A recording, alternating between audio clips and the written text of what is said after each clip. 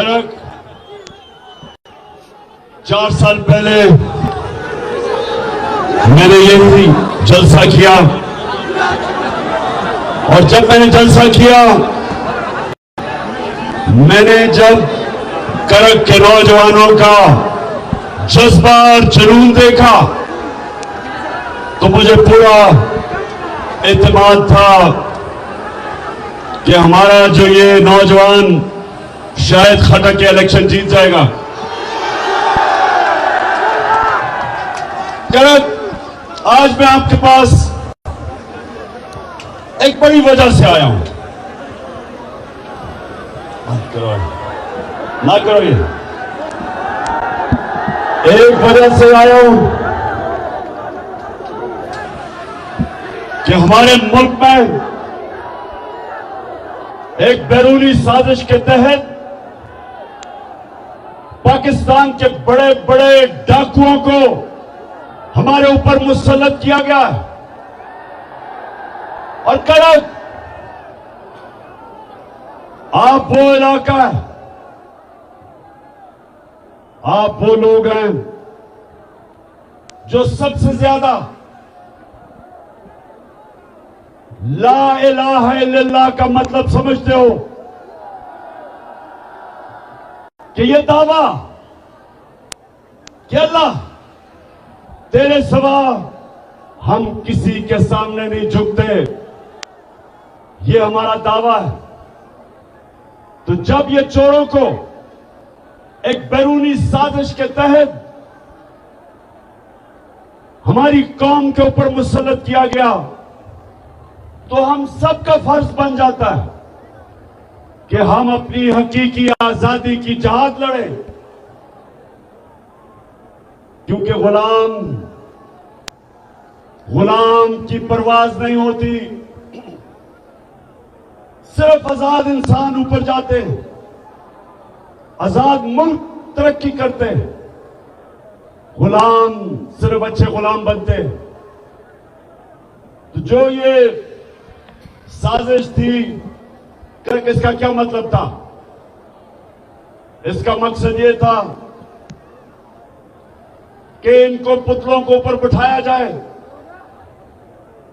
जिनकी दौलत मुल्क से बाहर पड़ी है, जिनके बड़े बड़े महलात मुल्क से बाहर हैं, जिनके बैंक अकाउंट मुल्क से बाहर हैं, जिनकी बड़ी बड़ी प्रॉपर्टीज और महलात मुल्क से बाहर हैं। सारा मकसद यह है कि इस तरह के चोरों को कंट्रोल किया जाता है।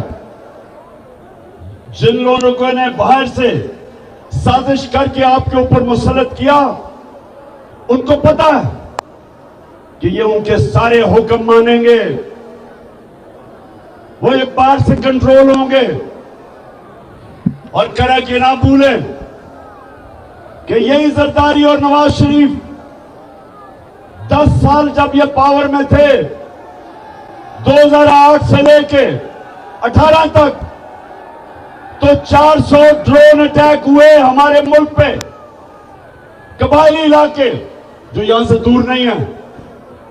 400 ड्रोन अटैक हुए इन दोनों के, जब ये दोनों हुक्मरानी कर रहे थे। कोई दुनिया में मिसाल नहीं,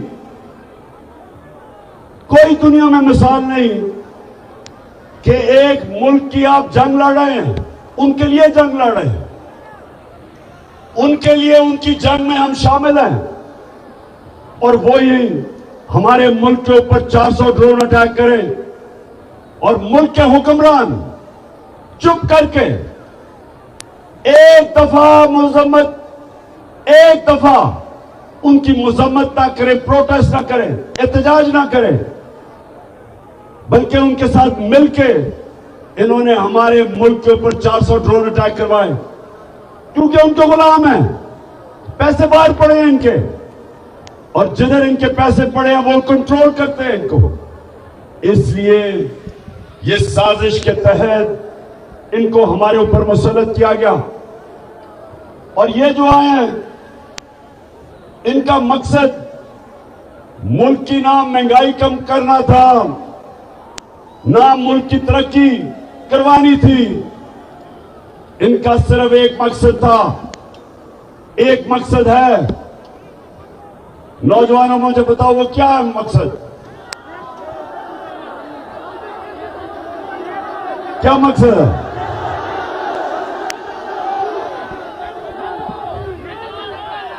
एक मकसद है कि जो इन्होंने पिछले 10 साल मुल्क को लूटा, अब वो चोरी जो अरबों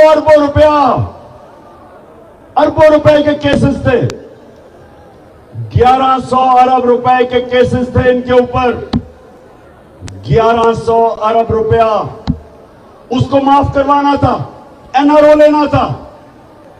इन्होंने एनआरओ लेना था और जिन्होंने बैरूनी साजिश की वो इनको पुतला बना के कंट्रोल करना चाहते थे ताकि पाकिस्तान को कंट्रोल किया जाए। इसलिए करक नौजवानों, आपने मेरा साथ देना है और मैंने इनका मुकाबला करना है। मेरी नजर में एक दफा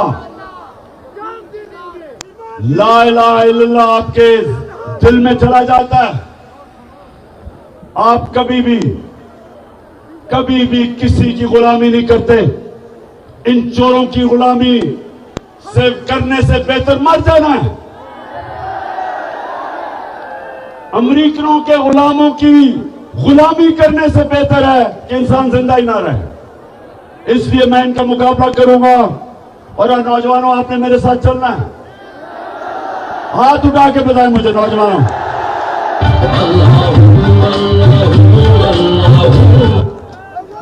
अच्छा, साउंड सिस्टम, हेलो।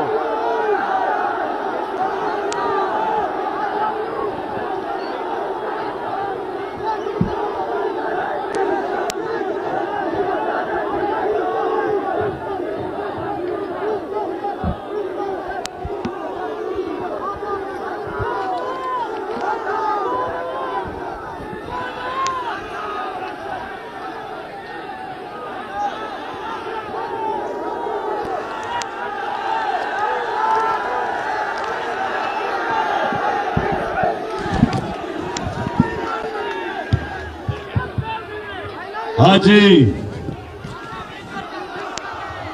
बड़े मौके पे साउंड गया। नीचे आ जाओ, नीचे आ जाओ, गिर जाओगे। अच्छा सुनो, करक। अच्छा, किसी ने अपने मोबाइल फोन के ऊपर वो जो क्राइम मिनिस्टर शहबाज शरीफ की टेप सुनी है? अब ये जरा मैं अपनी कौम को बताना चाहता हूं कि मेरा मौला अल्लाह सच का खुदा है, अल हक है। उसका वादा है कि थोड़ी देर के बाद थोड़ा सब्र करना पड़ता है, लेकिन सच हमेशा सामने आता है। अब वो क्या चीज उसमें टेप में आई, इसमें 3 चीजें खास तौर पे सामने आई। पहली चीज कि मरियम का दामाद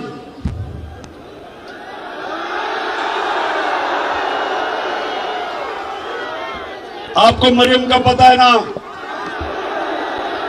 उसकी जो खास क्वालिटी है, उसकी एक क्वालिटी क्या, सबसे ज्यादा सच नहीं बोला जाता उससे।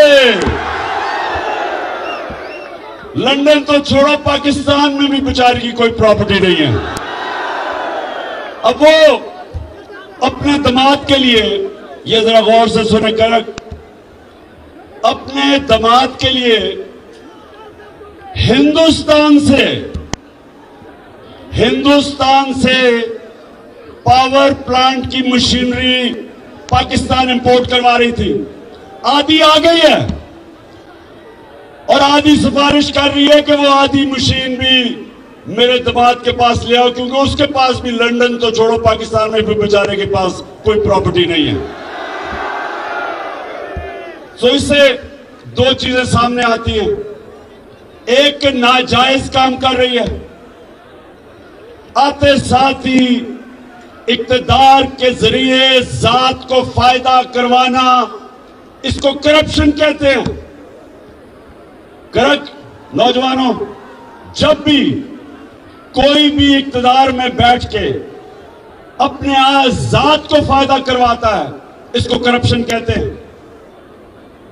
आप इक्तदार में आके अपनी जात को फायदा नहीं करवा सकते, आप अवाम का फायदा करवाते हैं, अपना नहीं करवाते। तो सबसे पहले तो अपने दामाद का फायदा करवाने के लिए हिंदुस्तान से मशीनरी इंपोर्ट कर रही है। इससे ज्यादा बड़ी चीज कि हमने हिंदुस्तान से तजारत बंद क्यों की थी? मेरी हुकूमत ने की थी। क्यों की थी? क्योंकि हिंदुस्तान ने इंटरनेशनल कानून तोड़ा, यूनाइटेड नेशन सिक्योरिटी काउंसिल की रेजोल्यूशन के खिलाफ जाते हुए कश्मीरियों का जो स्पेशल स्टेटस था, स्टेटहुड, 5 अगस्त 2019 को उन्होंने वो खत्म कर दिया। उन्होंने कश्मीरियों का जो हक था कि वो अपनी जिंदगी का फैसला करें, रेफरेंडम या प्लेबिसाइट के जरिए, ये यूनाइटेड नेशंस सिक्योरिटी काउंसिल ने कश्मीर के लोगों को हक दिया था।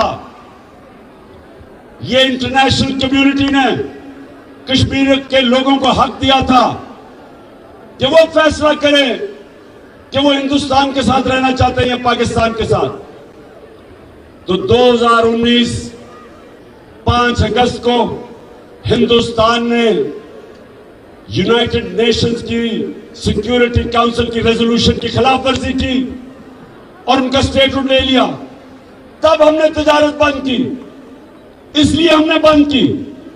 अब ये हुकूमत, इंपोर्टेड हुकूमत, अब ये आके कोशिश कर रही है वो तजारत खोलने की, और अभी खुली नहीं है। लेकिन मरियम का दामाद गैर कानूनी तौर पे मशीन हिंदुस्तान से ले रहा।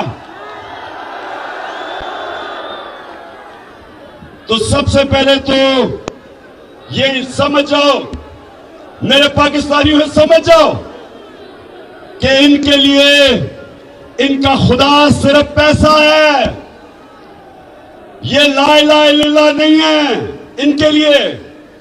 इनके लिए पैसा खुदा है। पैसे के लिए कश्मीरियों का भी उनकी कुर्बानियों को ये नजरअंदाज कर सकते हैं। उनकी लाख कश्मीरी शहीद हो चुके पिछले 30 साल में, लेकिन इनको नहीं परवाह, क्योंकि इनको सिर्फ पैसा नजर आता है। दूसरी चीज वाज़ेह हो जाए कि इक्तदार में सिर्फ पैसा बनाने आते हैं।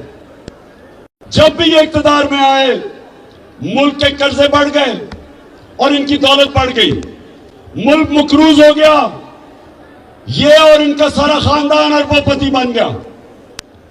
और तीसरी चीज से ये भी पता चलती कि यहां चले एक आदमी करप्शन कर, नवाज शरीफ ने बड़ा पैसा बनाया, लेकिन मुसीबत यह है कि इनका इतना बड़ा टब्बर है, वो सारे पैसे बनाने पे लगे हुए हैं। बेटे पैसे बनाने के लिए, दोनों बेटे नवाज शरीफ के आज लंदन में बैठे हैं और कहते हैं हम पाकिस्तान के शहरी नहीं हैं, हम तो बरतानिया के शहरी हैं। तो करे कि क्यों कहते हैं? बताइए क्यों कहते हैं? बाशऊर करे के लोगों बताओ, ये क्यों कहते हैं हम पाकिस्तान के शहरी नहीं हैं?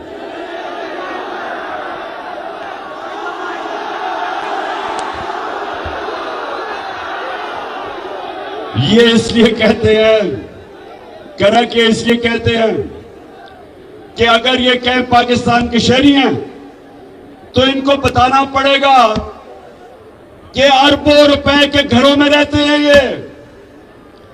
मैं लंदन सबसे बेहतर जानता हूं, जिस इलाके में इनके घर हैं वो सारे लंदन का सबसे महंगा इलाका है, और लंदन यूरोप का सबसे महंगा शहर है। ये उस इलाके में रहते हैं जिधर ब्रिटानिया का प्राइम मिनिस्टर भी नहीं रह सकता। ये चोरी का आपका पैसा, इस मुल्क से पैसा चोरी करके वहां रह रहे हैं।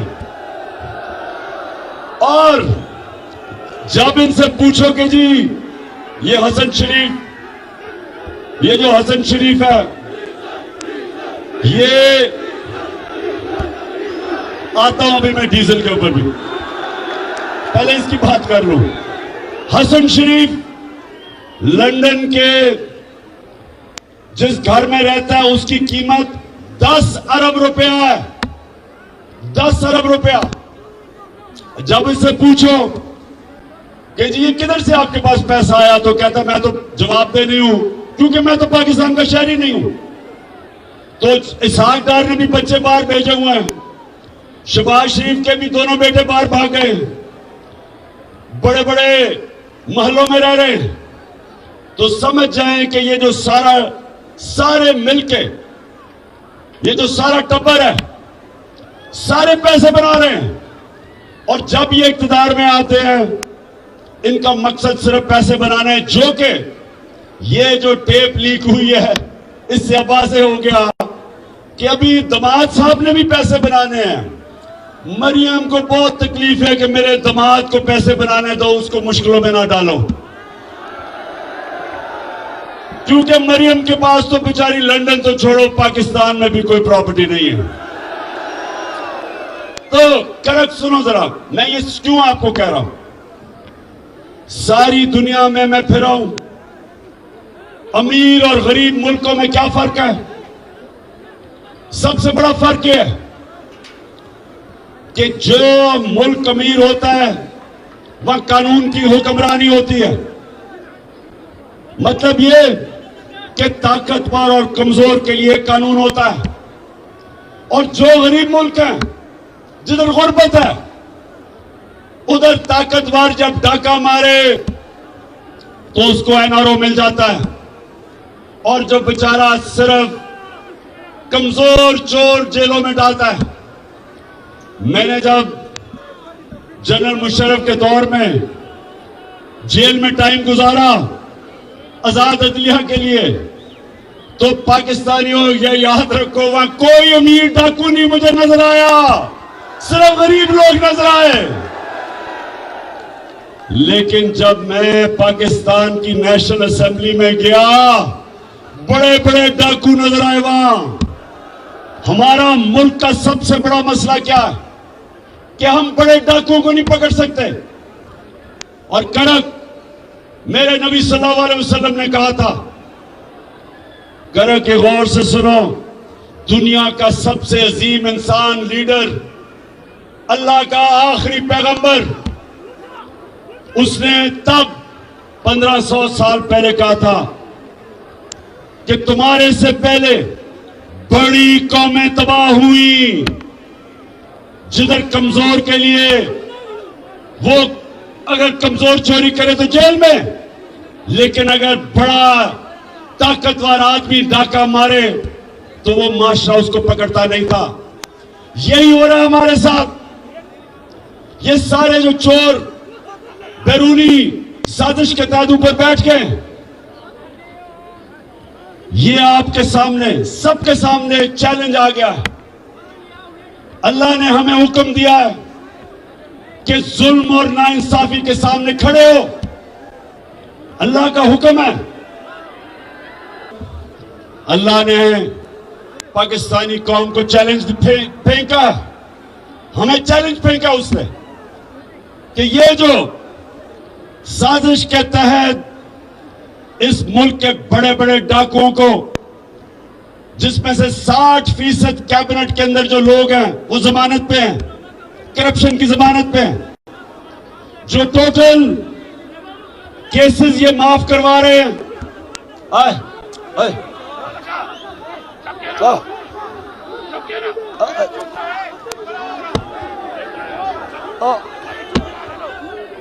बस बस बस बस बस बस सुने सुने सुने करक छोड़ दे आप इसको। बड़ी पता नहीं फिर कब मेरी मुलाकात होती है आपसे। तो सुने जरा, 4 साल के बाद आया हूं आपके पास। करक ये जो मैं हकीकी आजादी की तहरीक चला रहा हूं, मैं सारे पाकिस्तान जा रहा हूं और मेरी कोशिश है कि मेरी कौम इस फैसला कुन वक्त पे खड़ी हो। ये जो भी समझता है कि ये चोरों की हम गुलामी कबूल कर लेंगे, जो मर्जी बैरूनी ताकत या अंदरूनी जो भी लोग समझते हैं, किसी गलत फहमी में ना रहो। ये कौम फैसला कर बैठी है। मैं जिधर जिधर गया हूं मेरी कौम आज तैयार है। मेरी कौम तैयार है निकलने के लिए। और मैंने अपनी कौम को, सारी कौम को बताया कि मेरी कॉल की इंतजार करो। कप्तान अब एक ऐसी प्लानिंग कर रहा है। 25 मई को हमने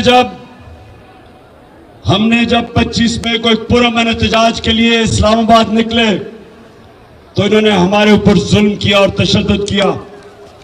इन्होंने लोगों को जेलों में डाला, औरतें, बच्चे, फैमिलीज के ऊपर शेलिंग की।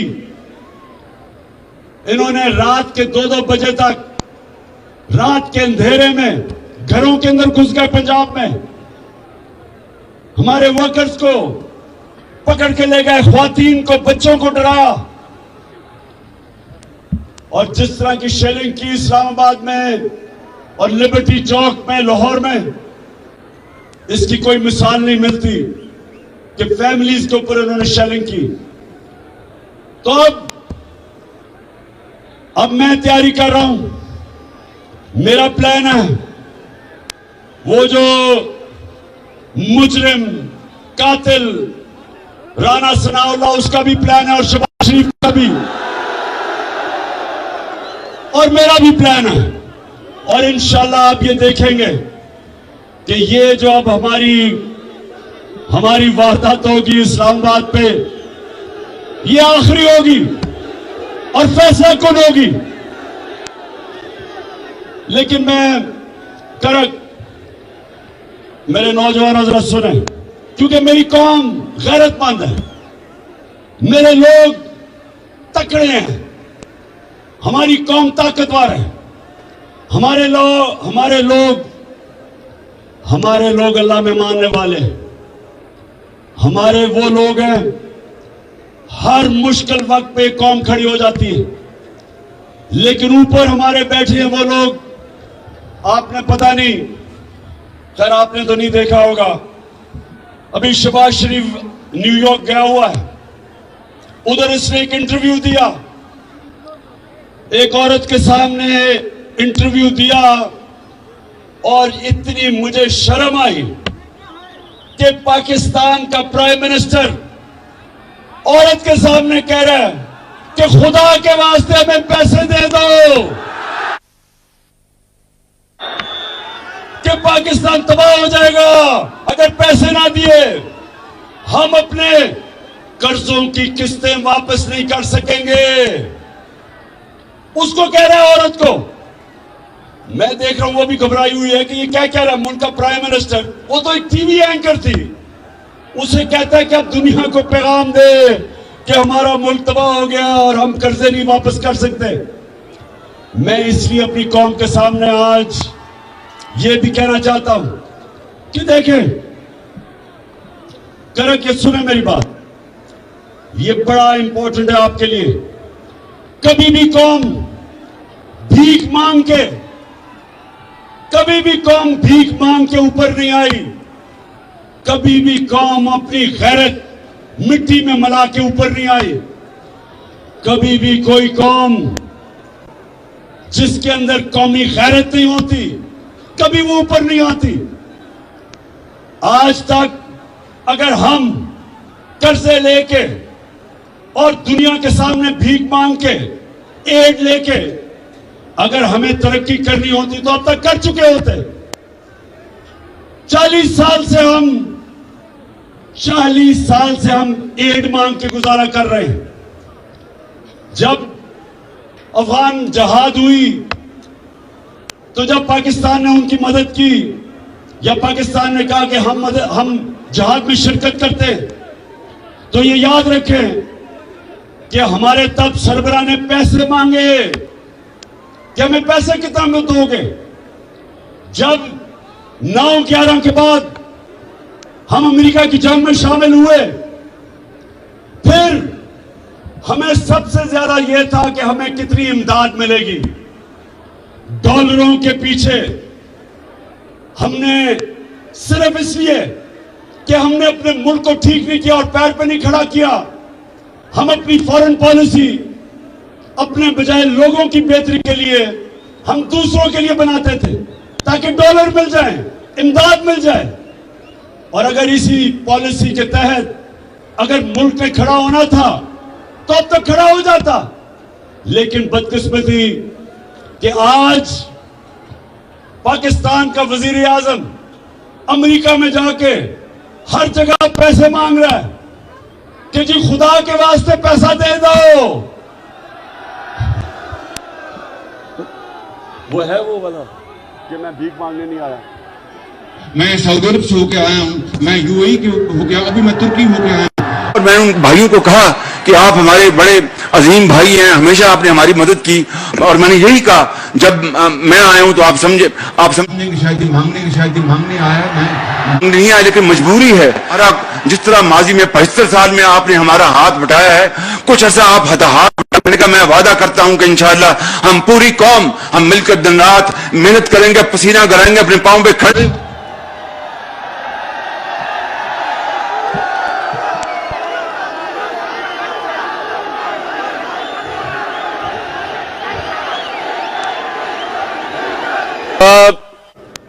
कहता 75 साल से आप हमारी मदद कर रहे हैं, मैं मांगने नहीं आया लेकिन मजबूरी है। आप इधर से निकल जाए, कोई भी आपको मांगने वाला मिलेगा वो सारे कहेंगे कि जी मैं बड़ी मजबूरी है घर में इसलिए मैं मांगने आया हूं। तो मेरे घर के नौजवानों में सिर्फ आपके लिए, नौजवानों के लिए खास तौर पे कि देखिए कौम कैसे खड़ी होती है।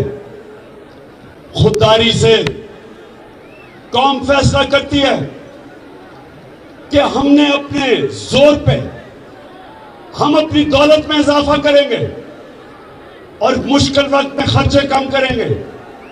जिस तरह एक घर होता है, एक घर में मुश्किल वक्त आ जाता है, घर पे कर्जे चढ़ जाते हैं, तो वो घर क्या करता है, सारे घर के अफराद मेहनत करते हैं, मजदूरी करते हैं, सब पैसा इकट्ठा करते हैं, खर्चे कम करते हैं और फिर अपनी आमदनी बढ़ा के अपने पैर पे खड़े हो जाते हैं। लेकिन अगर एक घर के लोग बार बार जाके लोगों के सामने भीख मांगते रहें और अपने पैर पे ना खड़े हो, वो अपनी इज्जत भी गवा देते हैं, अपनी आजादी भी गवा देते हैं और अपनी गैरत भी गवा देते हैं। इसलिए जो पाकिस्तान हम चाहते हैं, यहां से तो कोई लौटा नहीं हुआ या? अच्छा, कौन लौटा हुआ था पख्तूनख्वा से?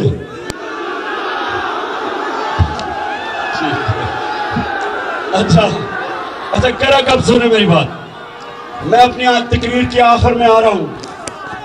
मैंने जो आपसे आज बात करनी थी वो ये कि देखें हमने अपने मुल्क को ठीक कैसे करना है, हमने अपने पैर पे खड़ा होना। इस मुल्क में अल्लाह ने सब कुछ दिया है, हमने अपने लोगों के ऊपर पैसा खर्च करना है। जो हमने हेल्थ कार्ड, हेल्थ इंश्योरेंस जो हमने लेके आए थे कि अपने लोगों की हमने सेहत का ध्यान रखना है। हर खानदान के पास 10 लाख का हेल्थ कार्ड, उसके बाद सस्ते कर्जे दें ताकि लोग अपनी बिजनेस कर सकें और अच्छी पढ़ाई पे पैसा खर्च करें। अब महमूद खान एक एजुकेशन कार्ड लेके आ रहा है, उसके ऊपर हम पैसा खर्च कर रहे हैं कि अच्छे अच्छे तालिब इल्मों को हम एजुकेशन कार्ड दे, कहीं भी जाके पढ़ सकते हैं, वो अच्छे स्कूलों में पढ़ सकते हैं जाके। कौमें आगे बढ़ती है अपने लोगों के ऊपर पैसा खर्च करके, और सबसे बड़ी बात कि वो दुनिया को पैसा एक्सपोर्ट करती है। जब तक आप एक्सपोर्ट नहीं करेंगे आपकी आमदनी कैसे बढ़ेगी? एक्सपोर्ट से आमदनी बढ़ती है। हिंदुस्तान आज अपने पैर पे खड़ा है, आजाद फॉरेन पॉलिसी है। आज वो रूस से सस्ता तेल खरीद रहा है, अमेरिका जो भी कहे वो कहे, उसको परवाह नहीं है, क्योंकि वो अपने पैर पे खड़ा है, उसकी एक्सपोर्ट्स बड़ी है, रिजर्व्स हैं उनके। आज चाइना कैसे ऊपर गया? चाइना ने एक्सपोर्ट्स की, 30 साल में देखते देखते चाइना किधर चला गया। 90 की दिहाई में इंडोनेशिया, मलेशिया, ये ईस्ट एशियन टाइगर कैसे बने? एक्सपोर्ट करके। हमारे मुल्क की बदकिस्मती देखो कि ये दो खानदान 30 साल से मुल्क पे मुसल्लत है, 30 साल से ये हुकूमत कर रहे हैं, दो करप्ट खानदान। इनके दौर में हिंदुस्तान भी आगे निकल गया, बांग्लादेश भी आगे निकल गया हमारे से। वो बांग्लादेश जो एक वक्त पे हम अपने ऊपर बोझ समझते थे जब वो ईस्ट पाकिस्तान था, वो भी आगे निकल गया, क्योंकि हमने कभी आगे का सोचा नहीं, कभी हमने आमदनी बढ़ाने का नहीं सोचा।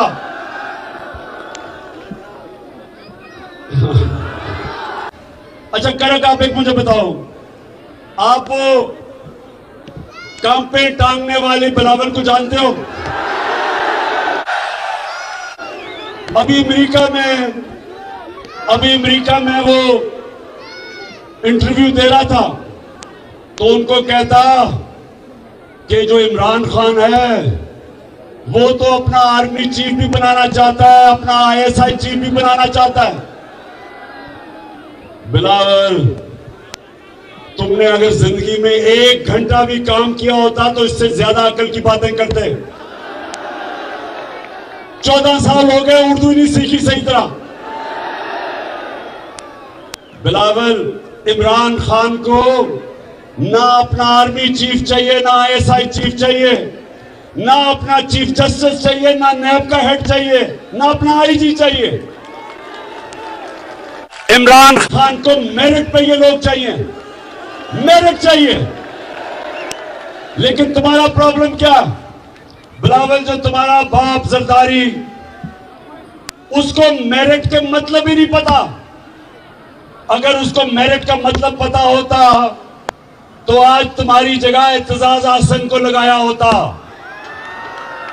जो एक मंचा हुआ सियासतदान है, पढ़ा लिखा पॉलिटिशियन। उसका और तुम्हारा क्या मुकाबला था? और अगर मेरिट होता तो तुम्हारा सारा टब्बर आज इक्तदार में ना होता,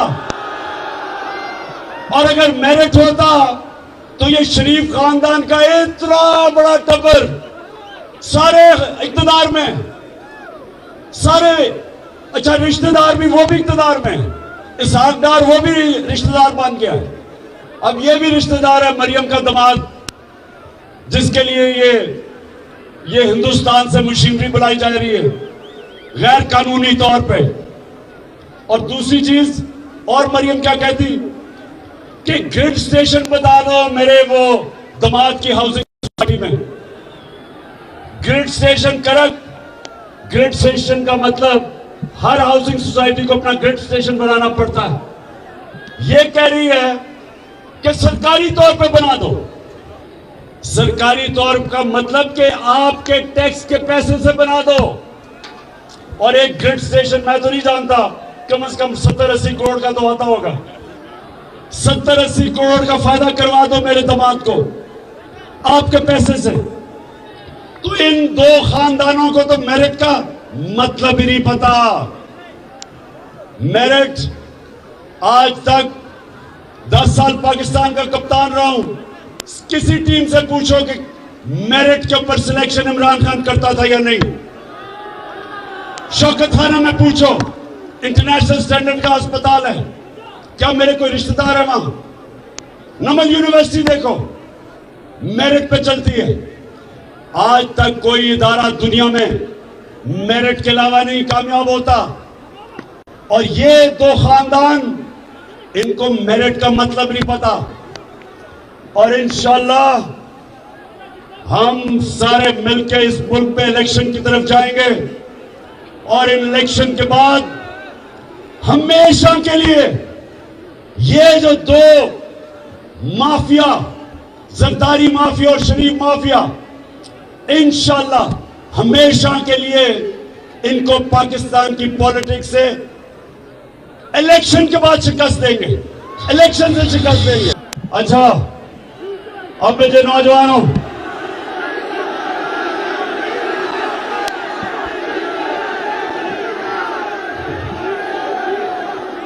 अच्छा मेरा प्लान क्या है इस इलेक्शन में?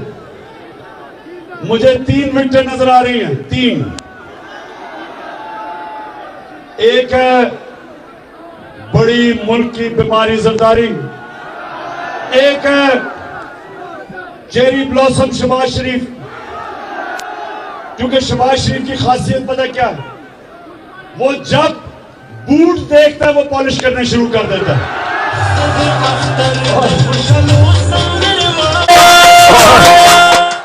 और जितना बड़ा बूट उतनी अच्छी पॉलिश करता है वो। और तीसरी विकेट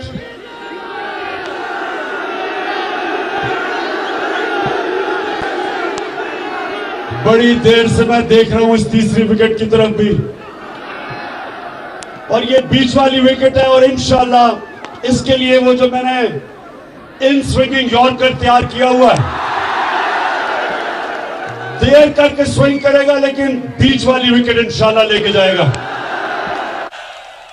अब फजल रहमान ने किया क्या? आते साथ ही अपने बेटे को उस मिनिस्ट्री पे बिठाया है, NHA पे, जिधर सबसे ज्यादा पैसा बनता है। मैंने कहा फजल रहमान, कम अज कम चलो कोई दीनी काम ही करके चले जाओ। कोई जो हमने इतनी मेहनत से रहमतुल आलमीन अथॉरिटी बनाई थी, हमने बड़े बड़े दानिशवर और स्कॉलर्स को बिठा के एक रहमतुल आलमीन अथॉरिटी बनाई थी। वो क्यों? क्योंकि मैं चाहता था कि मेरी कौम को मेरे नबी सल्लल्लाहु अलैहि वसल्लम की जिंदगी का पता हो, स्कूलों में बच्चे पढ़ें ताकि उनके कैरेक्टर उठे, ताकि वो मेरी नबी सल्लल्लाहु अलैहि वसल्लम की जिंदगी से सीखे, उनकी सीरत से। इसलिए हमने अथॉरिटी बनाई थी कि लोगों का कैरेक्टर हो। मुसलमान तो तब है जब वो नबी के रास्ते पे चलता है, और नबी का रास्ता वो है जो इंसान की अजमत का रास्ता है। जब आप नमाज पढ़ते हैं तो आप सिर्फ एक चीज अल्लाह से मांगते हैं, करेंगे एक चीज मांगते हो अल्लाह से कि अल्लाह उनके रास्ते पे लगा जिनको तूने नेमतें बख्शी हैं। तो सबसे ज्यादा नेमतें अल्लाह ने किसको बख्शी हैं? किसको बख्शी हैं? हमारे नबी सल्लल्लाहु अलैहि वसल्लम को। हम उनका रास्ता मांगते हैं, और इसलिए हमने ये अथॉरिटी बनाई थी ताकि मेरे बच्चों को, मेरे नौजवानों को पता चले कि दुनिया की तारीख का कितना बड़ा इनकलाब आया था मदीना में। दुनिया की तारीख का सबसे बड़ा इनकलाब आया था, जिधर वो इंसान जिनकी कोई हैसियत नहीं थी, मेरे नबी सल्लल्लाहु अलैहि वसल्लम ने उनको दुनिया के लीडर्स बना दिया, दुनिया की इमामत की उन्होंने। 2 सुपर पावर्स उनके सामने घुटने टेक गई। ये तारीख का हिस्सा है, और इसलिए अल्लाह हमें कहता है कि उनकी जिंदगी से सीखो। और इसलिए मैंने रहमतुल आलमीन अथॉरिटी बनाई ताकि स्कॉलर्स हमारे बच्चों का निसाब उसमें सीरत नबी सिखाएं, ताकि हमारे नौजवानों को पता हो कि वो इनकलाब क्या था, कैसे उन्होंने ज़ेन बदल दिए। फिक्री इनकलाब था कि इंसान बदल गए। जो मौलाना रूमी कहता है कि जब अल्लाह ने तुम्हें पर दिए, क्यों जमीन पे रींग रहे हो, क्यों चूंटियों की तरह रींग रहे हो? मेरे नबी सल्लल्लाहु अलैहि वसल्लम ने इंसानों को पर दे दिए, सब अजीम लोग बन गए, जो उनके इर्द गिर्द थे लीडर्स बन गए। और ये हुकूमत आके वो रहमतुल आलमीन अथॉरिटी बंद कर दी। इनको शर्म आनी चाहिए कि हम अपने लोगों की तरबियत करते हैं, कोशिश करते हैं कि उनके कैरेक्टर बड़े हों, अच्छे बुरे की तमीज समझे, अमर बिल मारूफ पे चले। अल्लाह का हुक्म है कि अच्छाई का साथ हो और बुराई के खिलाफ जहाद लड़ो। और इसलिए इंशाअल्लाह जब वापस आएंगे हम ये रहमतुल आलमीन अथॉरिटी को फिर से खड़ा करेंगे और अपने नौजवानों की तरबियत करेंगे, ताकि मेरी कौम दुनिया की इमामत करे, दुनिया के लीडर्स बने। मैं आपके जज्बा और जुनून को आज सलाम करता हूं। माशाअल्लाह, इस दोपहर की गर्मी में जिस तरह आपने, जिस शऊर से आपने मेरी बात सुनी, मैं अभी भी याद कर रहा हूं कि 4 साल पहले भी मैं आया था, तब भी मुझे एक बाशऊर करक के नौजवान नजर आए थे और आज भी मुझे नजर आया है। मैं आपका शुक्रिया अदा भी करता हूं, आपको सलाम करता हूं। अल्लाह अल्लाह अल्लाह अल्लाह अल्लाह।